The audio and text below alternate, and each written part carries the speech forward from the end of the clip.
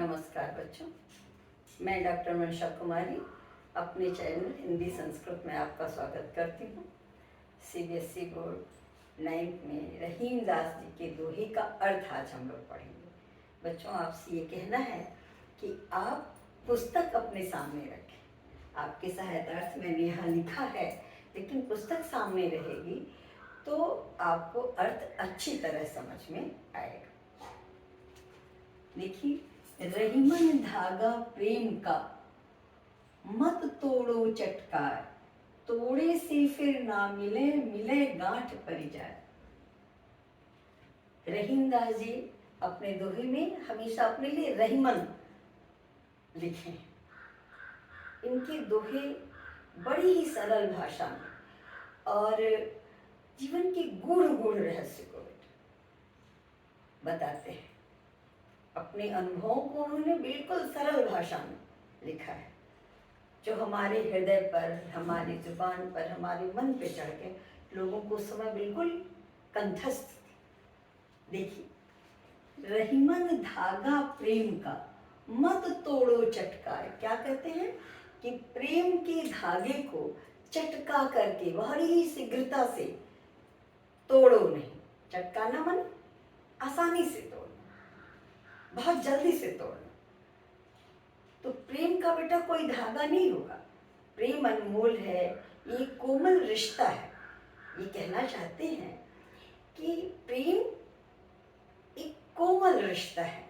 इस रिश्ते को थोड़ी सी अनबन होने पर या थोड़ा सा मनमुटाव होने पर, विचारों के न मिलने पर बड़ी ही शीघ्रता से लोग क्रोध में तोड़ देते हैं। तो उसे तोड़ो नहीं, तोड़ना नहीं चाहिए। मना कर रहे हैं हम लोगों को। क्या कहते हैं, तोड़े से फिर ना मिले। अगर ये टूट गया तो फिर मिलता नहीं है, क्योंकि ये विश्वास का रिश्ता है, प्रेम का रिश्ता है, अनमोल रिश्ता है। ये फिर मिलता नहीं है। अब मिले गांठ पड़ जाए, अगर मिलता है तो उसमें गांठ पड़ जाती है। अगर मिला तो गांठ पड़ जाएगी। जैसे धागा अगर टूटता है तो उस धागे को जब हम जोड़ते हैं तो उसमें गांठ पड़ जाती है। ऐसे ही प्रेम के रिश्ते में अगर एक बार टूट गया, विश्वास टूट गया, मनमुटाव हो गया, तो हम लाख कोशिश करें, उस तरह प्रेम फिर मिल नहीं पाता। मन से मिलता नहीं, कहीं न कहीं मन में एक कसक रह जाती है। इसलिए ये कहते हैं कि इस अनमोल रिश्ते को तोड़ना नहीं चाहिए।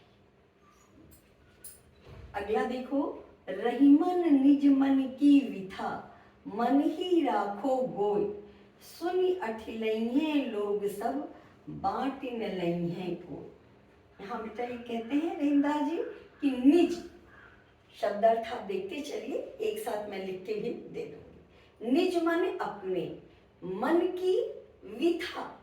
विथा का अर्थ क्या होता है? दर्द, दुख, कष्ट। मन ही राखो गोय, गोय का अर्थ होता है छिपाना। अपने मन में ही छिपा के रखो, अपना दुख किसी से कहो नहीं, क्योंकि सुनी अठिलइहे। अठिलइहे मतलब बेटा मजाक उड़ाना। लोग तुम्हारे पर इठलाएंगे, तुम्हारे दर्द को सुन के तुम्हारा मजाक उड़ाएंगे। बांट न लइहे कोई, कोई उसको बांटता नहीं है, दर्द को कम नहीं करता है। बहुत सच्चे मित्र होते हैं, बहुत अपने होते हैं वही। तो क्या कहते हैं, सबसे अपने मन की व्यथा को न कहो। अपना दुख, अपना दर्द अपने मन के अंदर छिपा। ये भी बेटा देखो नीति का दोहा है। कितनी सरल भाषा में वो समझा रहे हैं कि रहीम दास जी कहते हैं कि निज माने अपने, मन की व्यथा माने व्यथा को, कष्ट को, मन ही राखो गोय, मन में ही छिपा के रखो। क्योंकि सुनी अठिलइहे लोग सब, जो लोग सुनेंगे वो तुम्हारा बहुत ही चाव से तुमसे सुन तो लेंगे, लेकिन फिर बाद में वो तुम्हारा मजाक उड़ाएंगे। बांट न लइहे कोय, तुम्हारे दुख को कोई बांटेगा नहीं।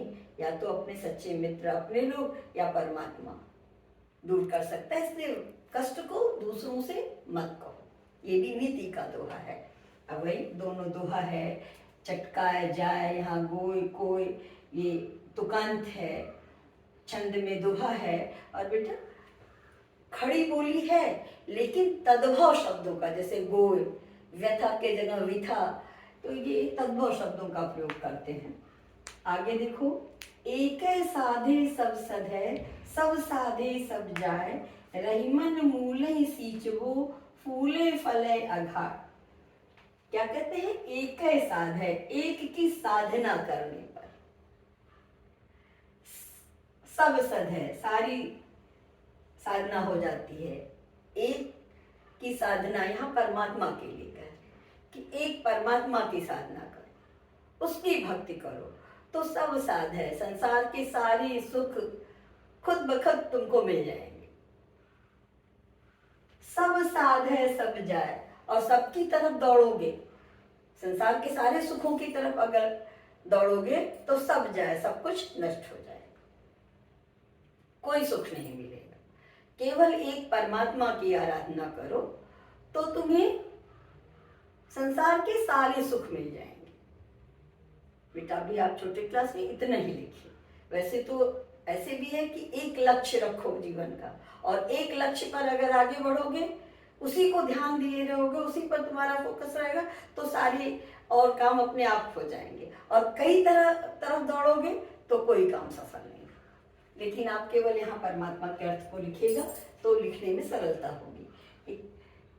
ये भक्त कवि है, भक्तकालीन कवि है, क्या कहते हैं? केवल एक ईश्वर की, परमात्मा की साधना करो, उनकी भक्ति करो, सब सद है, सारे मनोरथ, सारे कार्य तुम्हारे पूर्ण हो जाएंगे। और अगर संसार के सब सुखों की तरफ दौड़ोगे तो सब के सब तुमसे दूर हो जाएंगे, कोई सुख नहीं मिलेगा। इसके लिए इन्होंने ये उदाहरण दिया। उदाहरण शैली हो सकती है बेटा, रहीमन मूले सींचबो, फूले फले अघाए। पेड़ पौधे को आप देखते हैं, गमले में भी आपके घर लगा होगा, या खेत में देखिए, बगीचे में देखिए, तो कहाँ जल देते हैं? उसकी मूल माने जड़ में। मूल का अर्थ है बेटा जड़।